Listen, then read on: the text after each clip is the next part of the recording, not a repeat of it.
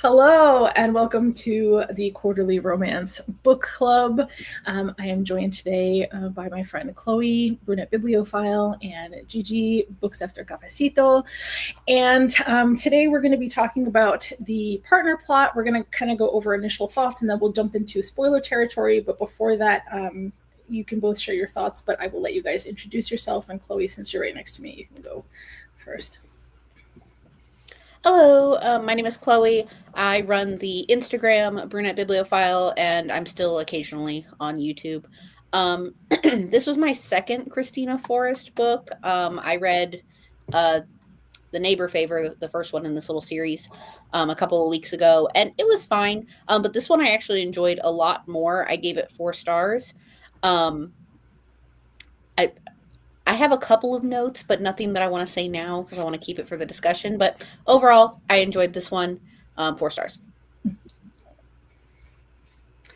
I'm Gigi. As Desirai said, I have an Instagram and TikTok, although I use Instagram primarily now. You can find me at Books After Cafecito, and I'm also on Storygraph, and I kind of still use Goodreads. I can't help it. So I'm still on there. As far as overall the book, I want to say I rated it 4.5. And I listened to it on audiobook. That was the only way I had time to actually get through it before today. But I actually really enjoyed it. It was my first book by Kristina Forrest. I remember I asked Des, I'm like, do I have to read the first one because I haven't read any other ones yet? And I don't know if I'm supposed to. I don't know if they're just interconnected standalones, but I actually really enjoyed it. All right, so I did read the first one. I also really enjoyed that. That one was pretty cool because it had like this "you've got mail" element to it, where they were kind of writing to each other, and I really liked that part.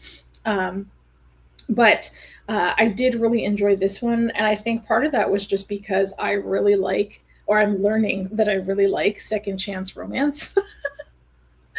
And so I like that that was kind of something that was in this book. Um, and there was also like a little bit of like not marriage of convenience. It was kind of just like a fake marriage, like like so that was kind of cool too. And I will probably be picking up the third one because I have the first two, and hopefully be meeting the author at Love Y'all. So I'm kind of excited about that. But trying to think of like where we should kick things off. Did you like how much did you know about the book before you went into it? Because I know some people. How about you, Chloe? Other than like, I'm sure you knew like it was the other another sister. Yeah, for me, I find recently with books is I will only read the synopsis like right before I pick it up. Like maybe if I buy it, I'll read the synopsis then. But after it sits on my shelf for a little bit, I'm like, I'll wait and I'll read the synopsis right before. Um, but in the reading the first book, I figured out, oh, we're gonna follow all the sisters. Um, I really had no idea what direction this was kind of going in because of the way it started. And I didn't read the the summary on the back before reading it. I just knew it was following another sister, and I was like, all right, whatever. I like the first one, so I'll just read the second one. Um, but did you guys feel like me, where you were like, who is she supposed to be with, or did you know like right off the bat that? I think I got it from as soon as like the group of friends noticed him, and I'm like, oh, okay, this is supposed to be like, oh, they make eye contact and someone is going to be initially attracted to the other, one of the two, whether it's him first or her. But I think I got that feeling from the beginning. Yeah, and I think that having chapters in his perspective as well aided with that because I feel like we got one like fairly early on before they connected in Vegas. Speaking of like the audiobook, I was listening to it, and I know that it's more expensive to do like duet narration, right? Like I totally get that. But do you think that would have been better for this? Because for me, listening to it, I don't know. At some point, I was like, man, whenever the girl does the guy's voice or the guy does the girl's voice, I felt like I was kind of losing a little bit of the realisticness of the story, I guess. And I just really wished it had been in like duet narration. Did you feel that way? Did you listen to the book too, Chloe, or did you just read it? Yeah, no, I listened to it as well. I feel like with stuff like that, obviously duet narration is amazing and I always love listening to it, but sometimes I also feel like if I'm into the story, I kind of just forget to notice that, like when it's not duet narration. So I feel like it didn't bother me too much with this one. I mean, I crushed the book in like 3 days, I feel like, which was way faster than the first one. Yeah, I actually listened most of it. I listened in my car, so it was very much like kind of a zoning out. So I was in the story, but I wasn't really too focused on who was saying what. I've only ever heard a couple of books, audiobooks that have the dual narration within each chapter. So it's like each character is doing their own lines. So this to me is more familiar of like, you know, whoever's narrating that chapter is also narrating the other person speaking.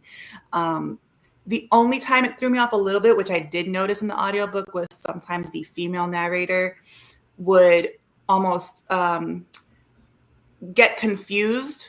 It seemed like it would be like she's speaking for him, but she spoke in her voice, or vice versa. She's speaking for herself, but she spoke in his voice. And I'm just like, that I would catch. It was rare, but the moments that it happened, I was like, oh, wait, he's saying that. Okay, got it. Like, so it would kind of bring me back to, oh, wait, she's speaking for him, basically. But other than that, I actually really enjoyed the narration. Yeah, no, they both did a good job. And like, I think they both sounded kind of familiar. So I don't know if the dude was the same dude that did Before I Let Go. I didn't look into it. I probably should have. But I'm going to check because I felt the same way. Okay.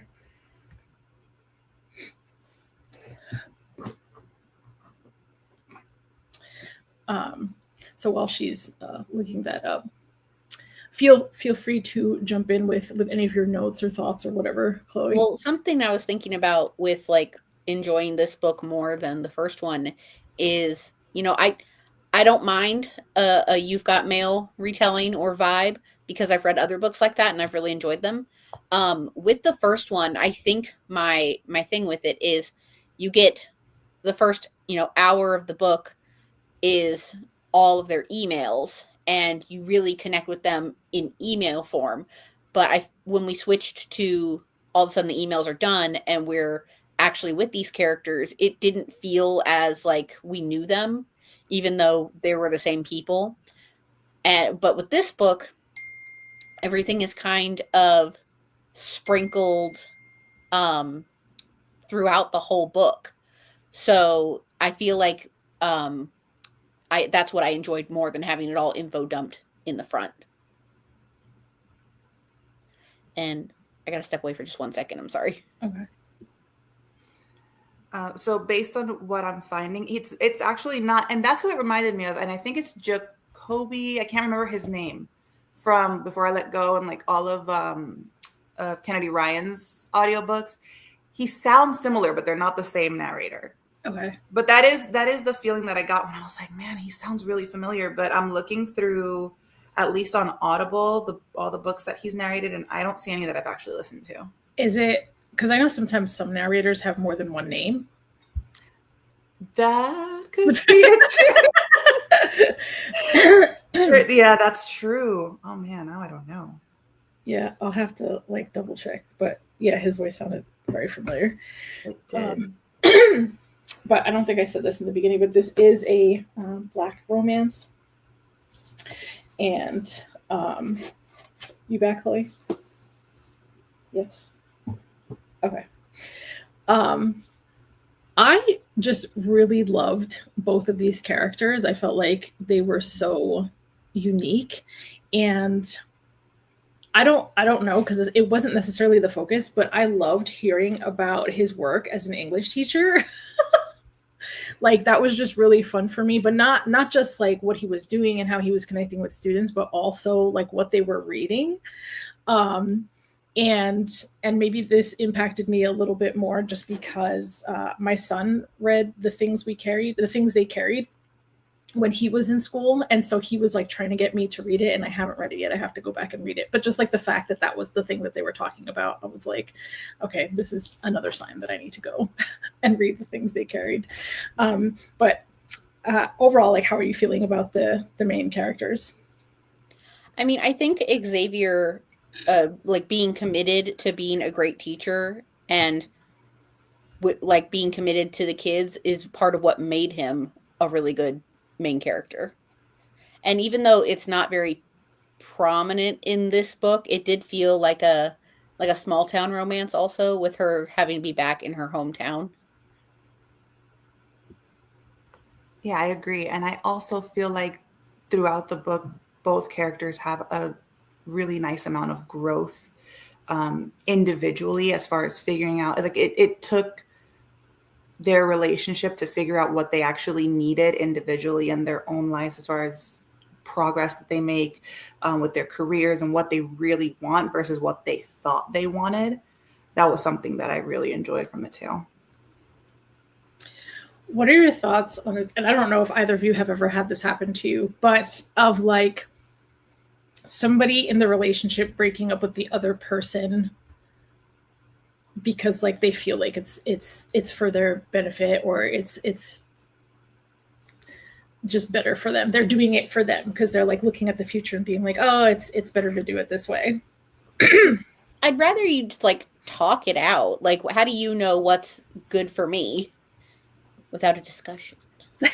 Exactly. I feel like it's definitely, if you're in a relationship, it's about communication, compromise, and you're making decisions for the both of you, not just for one person, and definitely not something you want to make on behalf of someone else without even knowing their perspective, because they can offer a perspective that you don't see, and then things completely change and turn 180 and be like, oh, okay, we can make this work, but he didn't even give her the chance. But also, if you think about their age when it happened and all of that, you have to kind of factor in the immaturity aspect of it. So I can kind of see where he was coming from with that, but at the same time, just talk. Have either of you actually ever had that happen? I don't think so. I mean, to be fair, I've only had, as far as like a real serious relationship, I'm still in it. So, and we're still together. So we haven't really ever had that situation. Issues with communication, sure. I think it happens with everyone. But as far as like, well, I'm going to make the decision for both of us, I don't think we've ever been through that. I don't know if you guys ever have this happen, but sometimes I read a book and then the next book I read, there's like some weird connection between them. And so the book that I had just finished before this was a Raquel Henry short novella, but like the same thing happened where the guy like they were great for each other. They were together for a really long time. And then the guy broke up with her because he just felt like, he saw that he didn't want to hold her back in any way is what he was saying. Right. So it's not that he stopped loving her or anything, but I actually have had this happen. And I remember when I found out that was the reason that he broke up with me, because there was like a little bit of an age difference, I just felt like angry and betrayed, because I was like, my life could have taken a completely different turn if I had been asked about this, or like, who knows, like if we had still been together, who knows where I would have been or what I would have been doing or focusing on. And I was just like taken aback by that, like that I had no control over where my life went because they made that decision for me. So that's really rough. And I don't know. I mean, I guess, she was willing to forgive him, obviously, or else we wouldn't have a book, but like. But also, if you think about it, look at how long she harbored that, because she went on and did amazing things with her career. She did what she set to do, and she still held on to "you broke my heart." That was, at the end of the day, she still loved him, even though she had been in other relationships. And that was something that really it was a mark on her history that she couldn't let go of, because she knew that relationship, even back then, meant something in her life. And so for him, it took her letting him know, like, hey, that still hurts, for him to be like, oh yeah, I messed up. Do you think the question just escaped me. No, I don't know what I was going to say.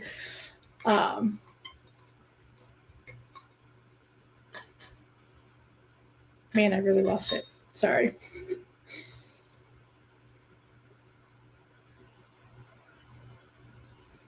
Chloe, was there anything else in your notes? Yeah, I was just looking at them, and apparently I only had 3 points, and I've already made them, because one of mine was I couldn't pinpoint exactly what made this one better, but as we were talking, yeah, I already said, I was like, I think this is what made it better, so I'm all out of stuff.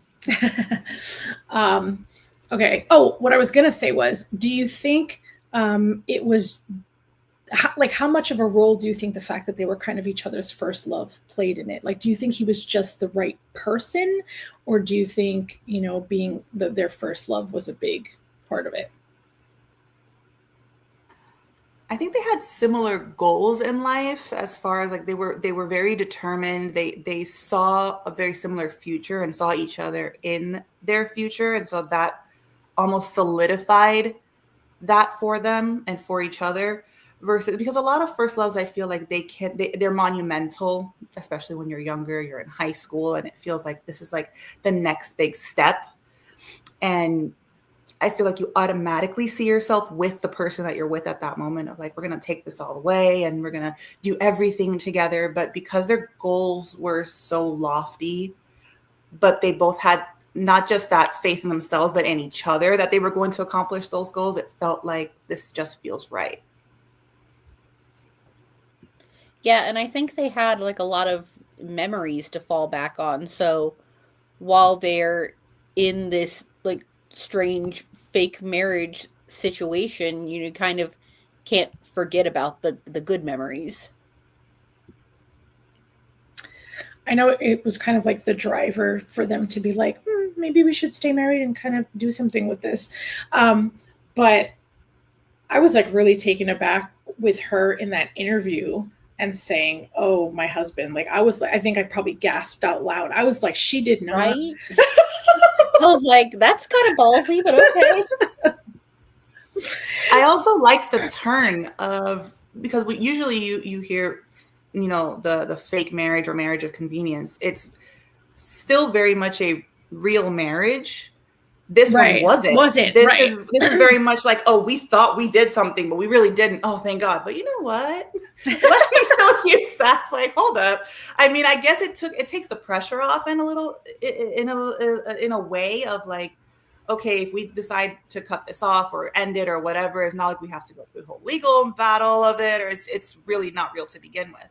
But what I did want to ask you, in line with kind of your previous question of them being so young and being each other's first love, what did you think of the constant on and off again? Because they were breaking up, getting back together, breaking up, getting back together through that initial part of the relationship. How do you think that factored into it?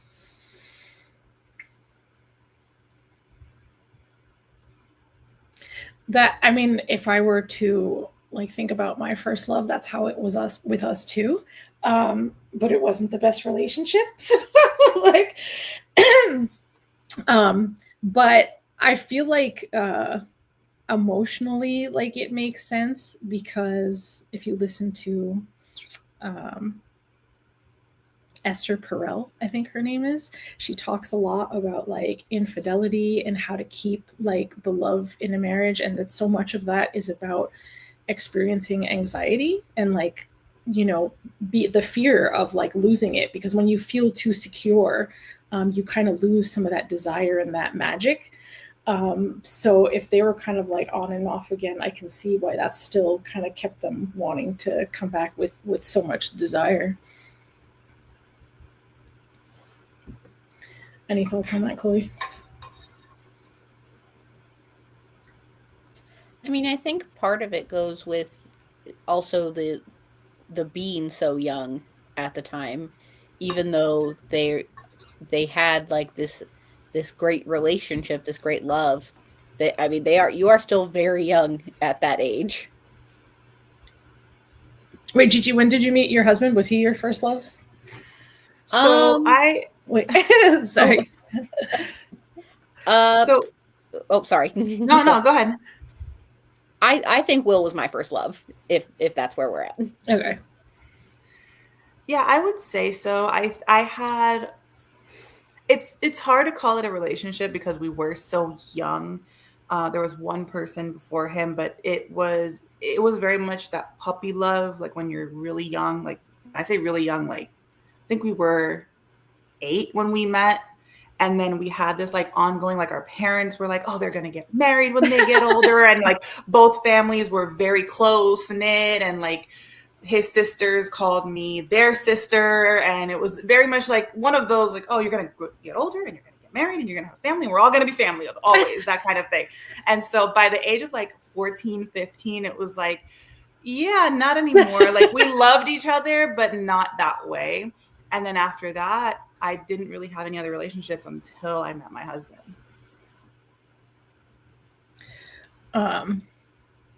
It's crazy how we feel, I guess, when we're teenagers and like first starting to date and stuff. I remember that, of course, I thought I was going to marry my first love. And I remember his cousin, who was older than both of us, I think, at some point it came up and she was like, you guys aren't going to get married. That's probably not going to happen. That's like really uncommon. I was like, what do you mean? And I was like, how dare she say that to me? Like, I just remember being like so insulted. Like, how could you think that, like, no, I'm different. It's going to work out. Clearly it did not. But like, I just remember being like, no, I'm different. And I do know people who like married their high school sweetheart. So like it happens, but I guess it's not as common as I was thinking with all the TV shows and movies or whatever I was watching at the time. Can you imagine if it had? Then you'd be like, I told you. Yeah, we call each other high school sweethearts because we met when we were, well, I was 18, he was 19. Or something like that. But we didn't know each other in high school. It was just, that happened to be the ages we met. But people were like, oh, you're high school sweetheart. Like, sure, if you want to call it that. We didn't meet in high school, but okay.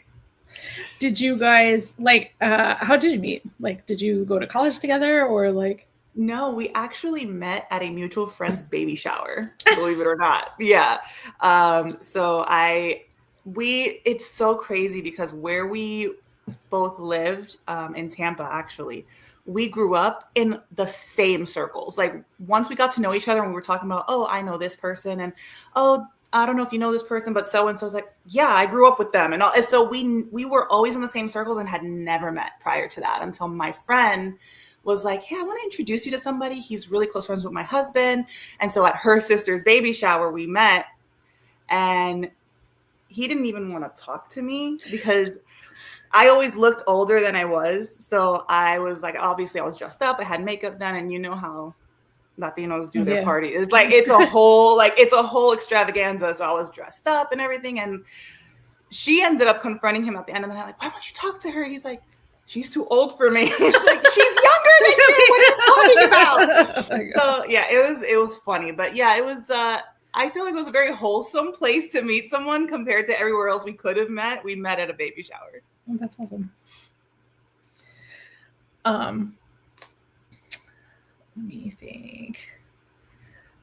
Can somebody remind me, because I don't know if I like fully processed it or how clear it was, but the night they got married, did they also sleep together? I don't know. I know that, okay, so they woke up together. Right. So they were in bed together. Think so. Okay. But right. They never mentioned like actually doing anything. They just ended up waking up together. But I feel like it might have been implied. But that's why I'm like, yeah, I wasn't sure like how clear it was. So I was like, did that happen? Did that not happen? Did people just think it happened because like, how maybe it was more of like a left to the imagination kind of thing. Like maybe they did, maybe they didn't. I don't really think it was specified. Okay. What did you guys think of like the secondary characters? And were there any like that stood out to you a lot that you thought were like really funny or really cool? Or I mean, I think we got we get a look at the sisters as well because they're going to have their own main character moment. I mean, one already did. I can't remember any anybody else that like specifically stood out to me though. What was his it's hard because I didn't read it. I listened to it, so to remember all the names. But his friend that had the baby, and he was also, I think, engaged or was gonna propose. This is when they were older already, but he's known him all his life, and he's like, you're in love with her, you know, like you guys make marriage.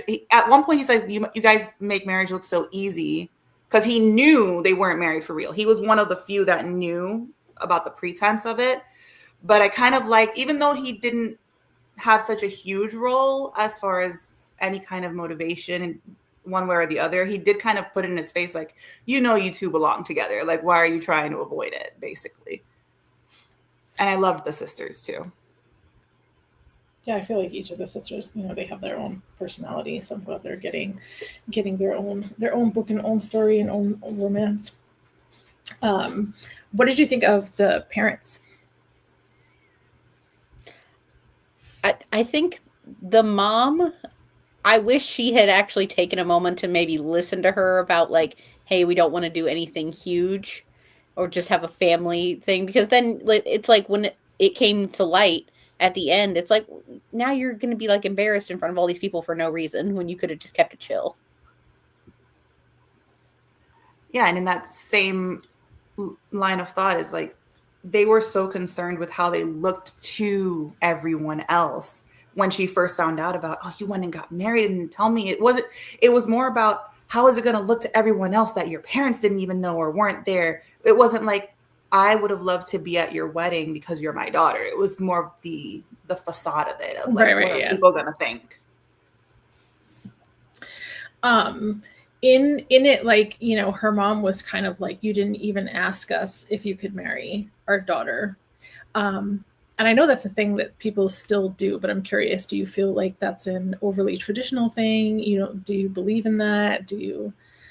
I mean, I personally don't believe in it, but I can also see how it's like a respect thing, especially if you have like a super close family. I don't have a super close family. Yeah, I'm in that same boat. So, I mean, for me, I don't know. I can't put it into my own perspective, because the way things happened in my family was chaotic, and there was a lot of toxicity revolving my family. So that wouldn't have worked necessarily. I can see how it could be traditionally like a respect thing, but also if it's two adults consenting to something, it should be more out of respect of, I want to marry your daughter, these are our plans, like, but the consent should be between the two adults getting into that union. It shouldn't be like, oh, I'm taking your child from you. They're not a child anymore. So I feel like it's a little bit outdated. Yeah. Yeah, I think I agree with that, but also like, just the way things worked out, I didn't really have a relative for my husband to ask anyway. So it wouldn't, I feel like he probably would have been someone to ask. But I do think it's a little bit outdated, because like, what are they going to say? Like, I don't know. But I just thought it was funny. They were kind of fighting over that. And like, she was also not caring about it, but I appreciated that he still made the effort anyway. I like that I don't know how to explain it, but like, you know, she kind of had her spots where she would get very emotional, and he would like kind of step in calmly and like kind of help the situation or de-escalate or whatever he was doing. I thought that was nice.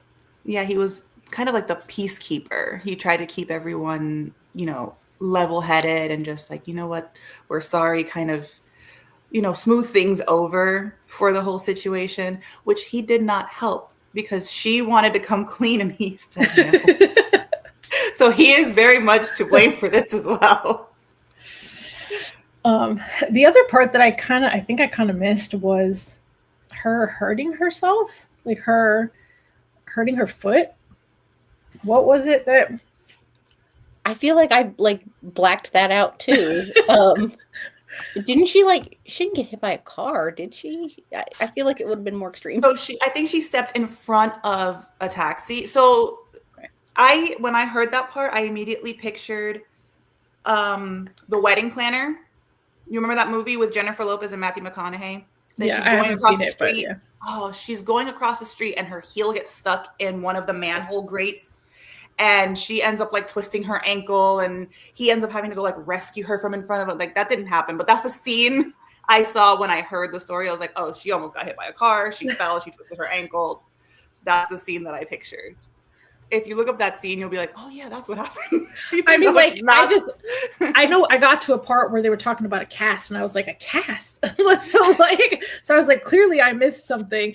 But then like somewhere else they were talking about high heels, and I was like, was she in high heels? And kind of like, so like I can see where you would have visualized that. And I think it happened literally right after she gave the interview where she mentioned, oh my God, I'm married. So it happened, her coming out of that interview, that's when she messed up her ankle. So then I guess that was convenient that he was like, come live with me.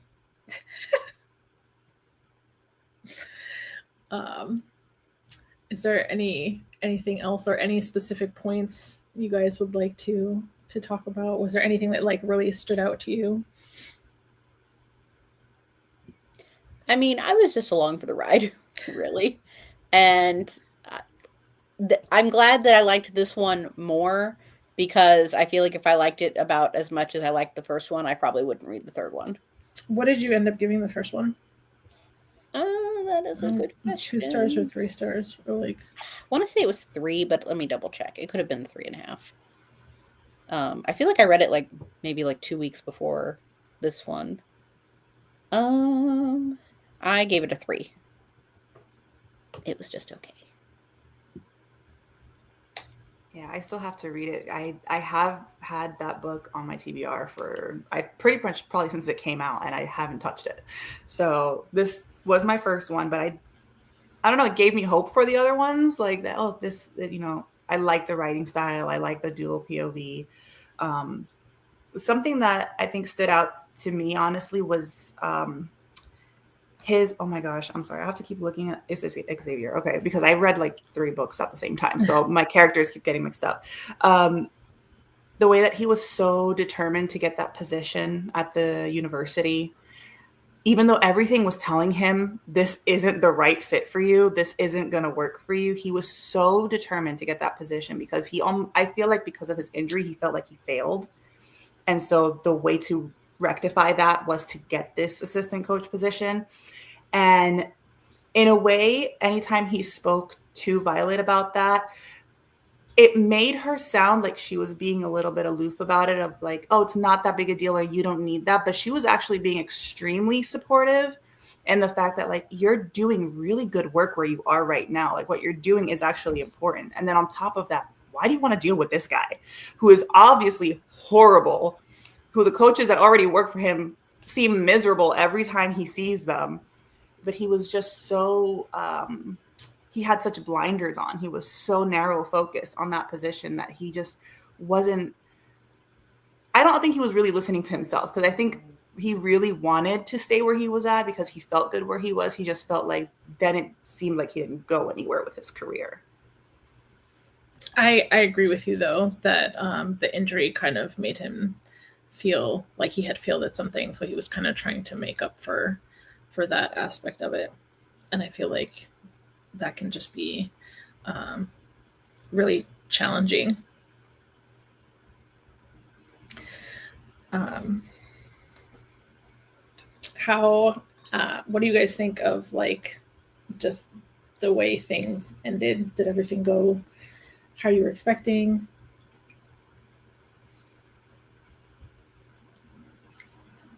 Were there any surprises at the end for you?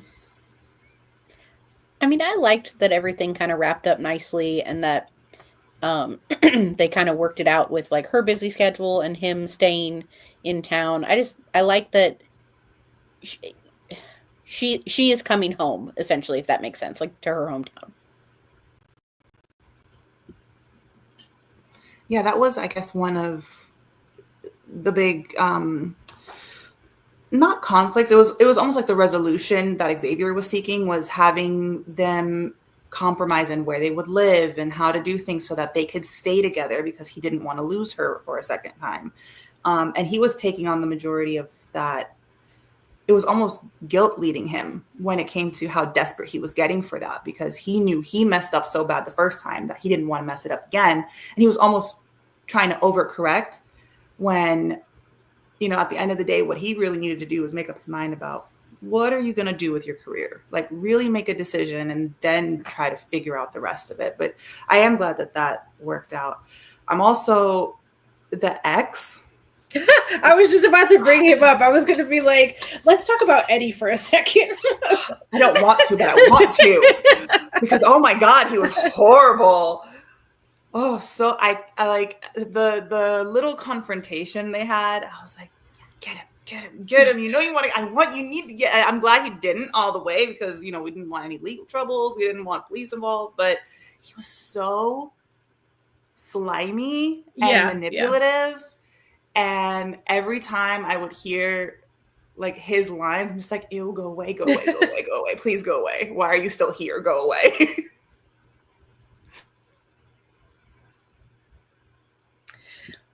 Go ahead, Chloe. And the fact that he even said that he doesn't normally attend the stylist meetings, but because it was her, he was going to, I'm like, that's gross.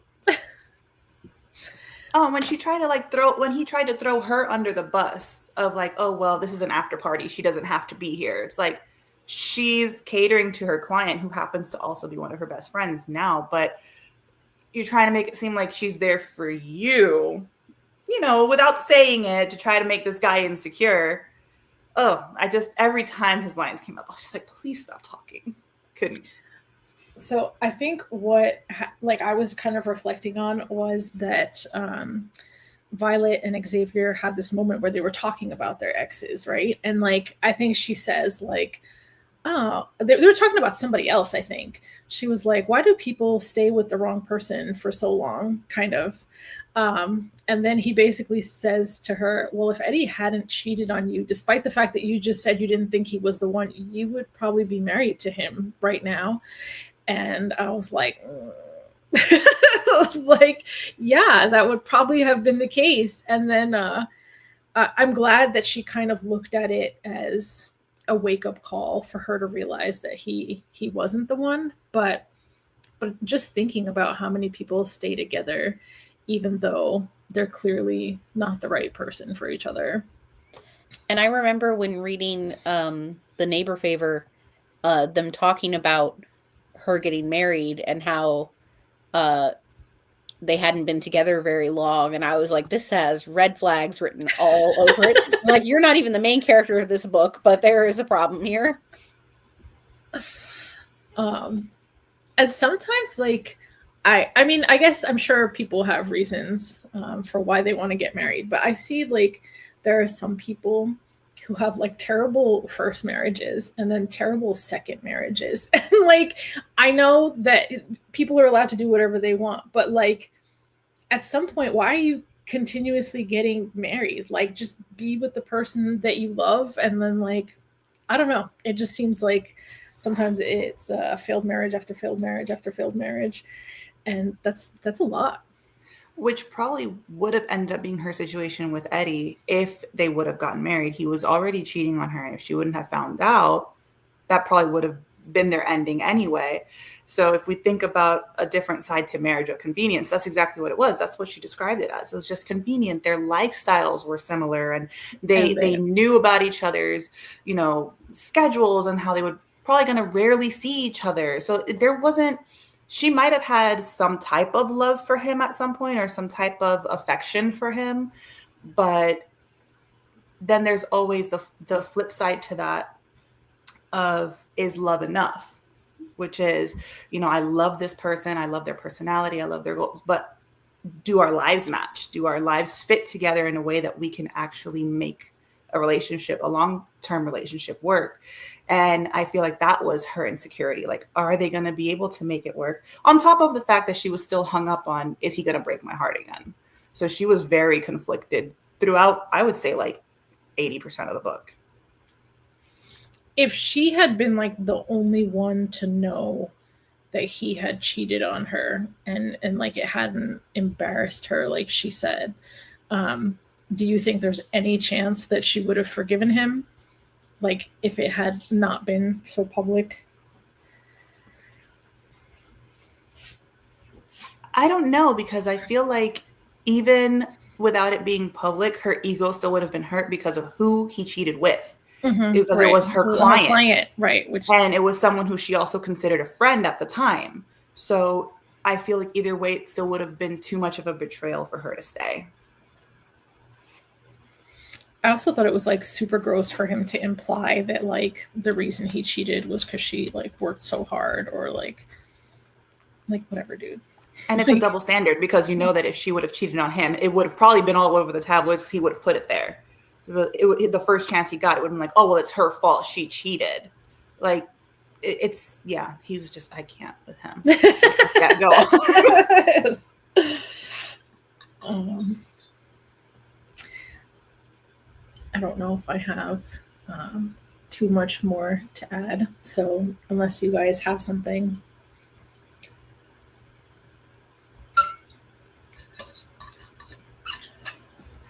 I guess I would say I did also appreciate, it's very, very much a very side character, but the niece was very cute.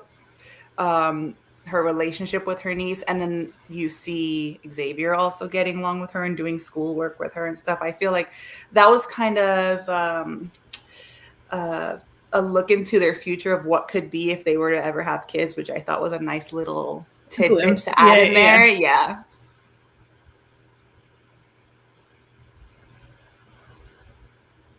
That was sweet. And it's always nice to see stuff like that, and like, you know, how your significant other is going to treat your family or the children around them, because I feel like you know pretty quickly how someone is going to behave around children.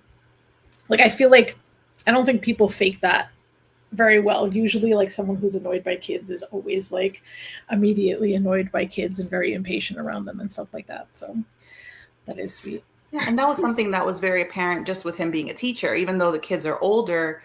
But that was something that, from her perspective, she was able to see when she went to go do her presentation or go to the games and watch him coach. Like, that was something that she admired about him, was how much of a mentor he truly was to these kids.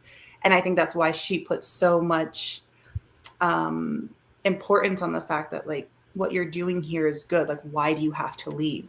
These kids, you know, they're benefiting from you being here. You're benefiting from being here. So why, you know, and it almost seems like she was trying to discourage him from taking the position, but in a way, she was encouraging him to do something that was just better for him. And he was really benefiting the community as a whole, even though it's a small town. But where do you feel you're going to make the biggest impact? And he was already doing that. He was just not really paying attention to how much good he was doing. Maybe it's because I teach, but I'm with my students for a very short amount of time. Like, we don't have regular semesters at my school. Our semesters are 4 weeks. That's it. And so I'm not spending like 3 months or a whole year with them. But how did you feel about the kids being all up in his business and like kind of questioning him about, you know, his hangouts and what he was doing and like all that other stuff?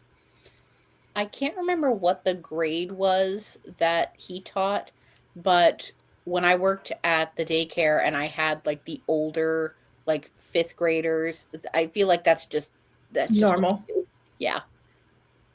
So is it just that they're really curious and always asking questions about what you're up to, or are they like stalking you, or like what I feel like he was also, I think he's teaching high school.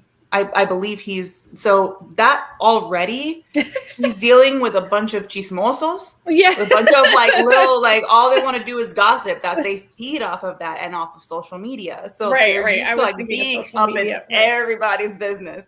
But I also feel like because of the type of relationship that he built with them, he made it comfortable for them, because at the same time, the kind of, and I think it comes up with one of his students who also happens to be, I don't know if he's the captain of the team or if he's just on the team, but was one of the players. in order for them to be open with him about their lives and what they need so that he can help them, it has to go both ways so that they feel that sense of like trust and security with that person. So he built that to a point that it's like, okay, now these girls are over here looking at my wife and trying to figure out why we never introduced her and all this other stuff. So I felt it was really cute. It's one of those like mind your business, but also like, okay, like they're trusting enough with him and they have that rapport that they feel like they can literally say anything to him. But I do also like that he was like trying to establish boundaries and be like, no, you can't ask her that. You can't ask those questions. Like, relax. like being like, mind your business without saying mind your business, essentially. So,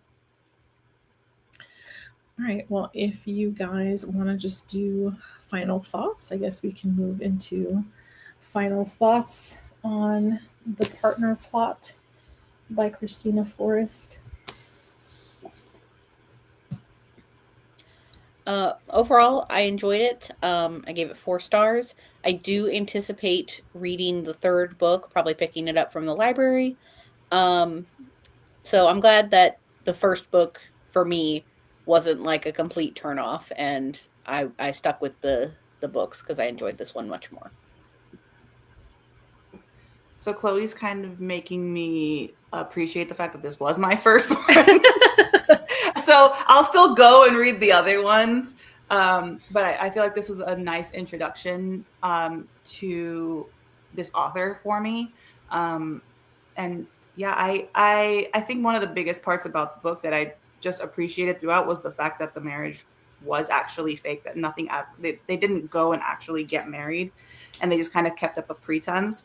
I feel like to me, it took a little bit of the seriousness and the weight off of, well, if things fall apart, kind of. So I loved that. I loved their growth as a couple and as individuals of deciding what they wanted their lives to look like. So yeah, 4.5 stars for me.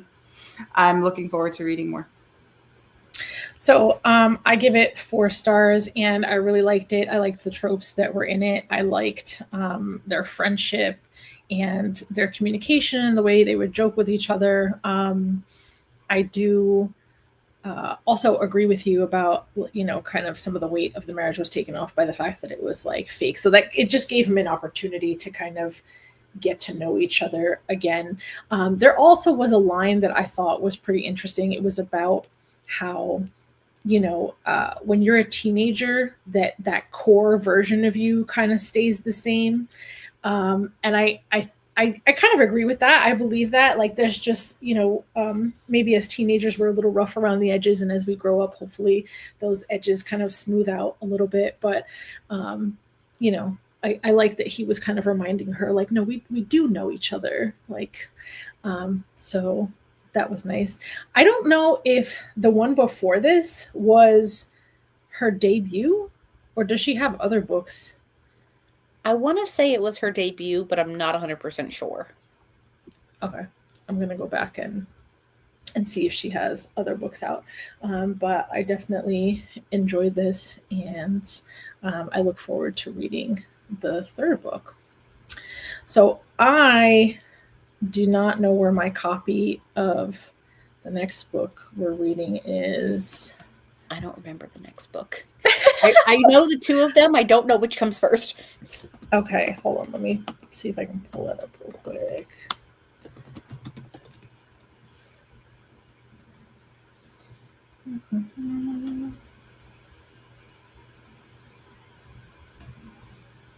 Let's see.